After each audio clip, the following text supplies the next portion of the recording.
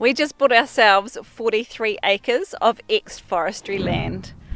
The ground is really rough. It's had some big bulldozers through and they have pulled up all the dirt and all the plants. And this is the kind of terrain that we're actually working with. There's a lot of like scrap wood, all just kind of mixed in. The dirt is quite clay based and quite dry. On the upside, this part of town has a lot of sand in it as well, so it should turn into quite a good loam pretty easily with some amendments, I think. You made a poo. Yeah. So there are a lot of big tree stump areas like this that we're thinking about turning into like hugelkultur beds. And behind me, well, in front of me, behind you, is where we're going to be putting probably the house and our front yard. Up here will be our driveway coming in behind the house, and then along this way we will do a garage, wood workshop and music studio. And then behind it we'll do the house. And then the plan is to do some vegetable gardens integrated with some chickens. And then beyond that, like a food forest, and the whole thing will be fed with a grey water system from the house. Now obviously these plans can change, but at the moment that's where we're looking like we're going to be putting things. It looks like the surveyors have been sometime this last week, and so that means we will be closing in about 10 days, which is very exciting. The other thing it looks like they've had done for us, which I'm a little disappointed about, is it looks like they've had a helicopter over and sprayed everything. Now honestly, we were thinking about doing that to spray the gorse, but we would have used something that left the grass to grow, whereas whatever they've sprayed, I suspect probably Roundup, has killed everything. Everything seems to be dead and dying, and I'm kind of frustrated that they have killed off all the grass that was growing. It is what it is. Technically we didn't own the property yet, so they've done what they thought was best for selling it.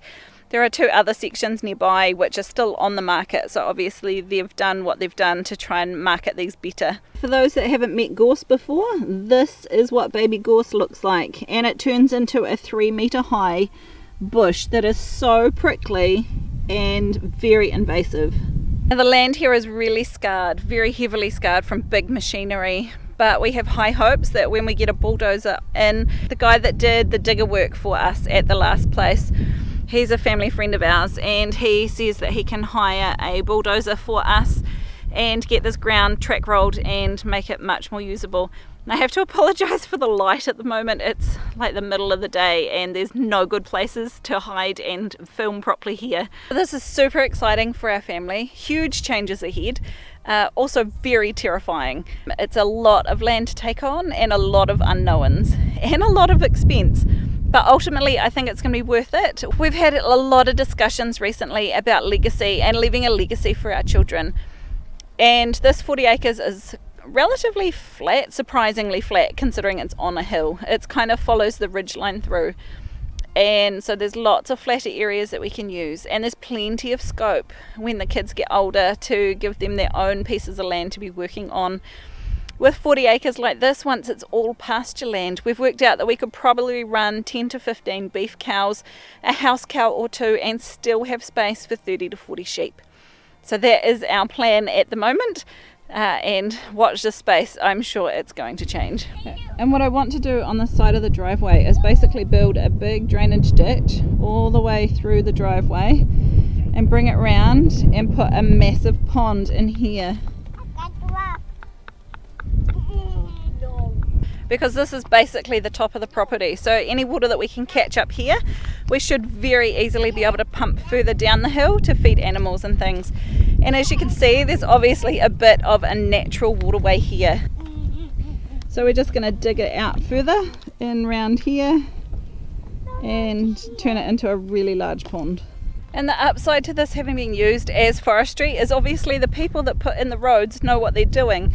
So thankfully the roads pretty much follow the ridgeline, so they should stay dry, and a lot of them already have drainage ditches running along the sides of them that we can easily redirect into a way of capturing that water rather than letting it run straight off down the hill into the gully at the There's a stream down the bottom, and we do actually have access, I think. We just need to check the surveyor's pegs. I think we have access to part of that stream, which is really exciting. The kids are really excited about that. Down here is where we plan on putting the cabin for us to live in. So it'll be sort of in the middle here, and then this whole big flat area will become basically a barnyard, which we will fence round, making it easy to get the animals in and out of. This area over here is where they obviously had the big machinery for stripping the bark and stuff off of the logs, because this piece all in here is pretty much all fill. It looks lovely and flat, but I'll show you in a minute how tall it actually is around the side. And this peg here is exactly why we wanted to get this place surveyed before we decided to officially take it on as our own. This peg is right in the middle of this massive pile of fill. So this is our boundary line, which means we own this half of the giant pile, and the neighbours own this bit to the edge of the cliff. We can't actually put a boundary fence right where this peg actually is. Now in permaculture they say that the big problems are usually the solution. So for us, having this massive pile here that we can't use for a fence is a bit of a pain in the butt.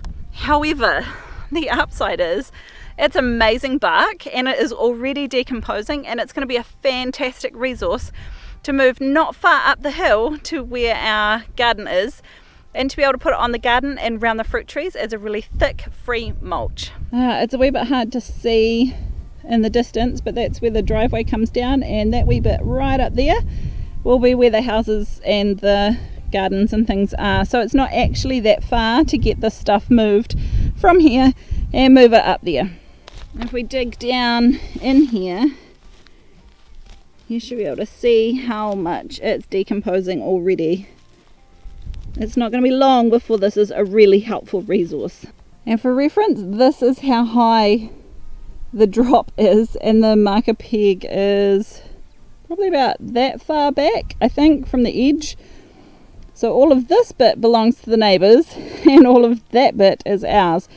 And that is probably 3 or 4 metres, or where are we, 1, 2, 4 to 5 metres tall, that giant cliff there. So I'm not entirely sure how we're meant to fence through that. I think we're going to have to basically get a digger or bulldozer to move all of that stuff so we can get back down to ground level, so we can put our boundary fence in. Right, now I'm on the top of the ridge where that tiny little peg is there, and way off in the distance I can see the other peg about there, and then we go right over into the back corner and tuck in and grab a little bit of the creek at the back corner where those trees kind of end. They just kind of go up the hill a wee bit, and we just kind of finish off in the corner over there.